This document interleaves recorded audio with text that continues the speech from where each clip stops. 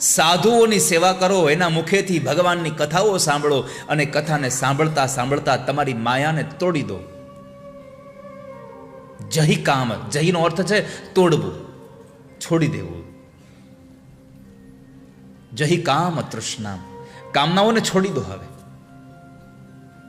અને સંસારમાં સુખી થવું હોય પિતાજી તો એક મૂળ તમે સૂત્ર યાદ રાખો, અન્યસ્ય દોષ ગુણ ચિંતન માશ મુક્તવા.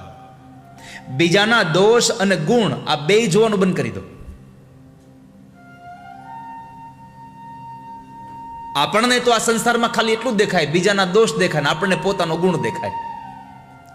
પણ ગોકર્ણ મહારાજે કીધું પિતાજી સુખી થવું હોય તો અન્યસ્ય દોષ ગુણ ચિંતન માશ મુક્તવા. બીજાના દોષ અને ગુણનું ચિંતન કરવું છોડી દો. જેને જે કરવું છે તે કરો, તમારે શું કરવાનું છે એનું ધ્યાન રાખો તમે. બસ સુખી થવાનો મૂળ સાધના છે.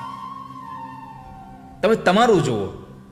આ સંસારમાં જેટલા માણસો પાછળ રહી જાય છે ને, એનું બીજું કાંઈ કારણ નથી.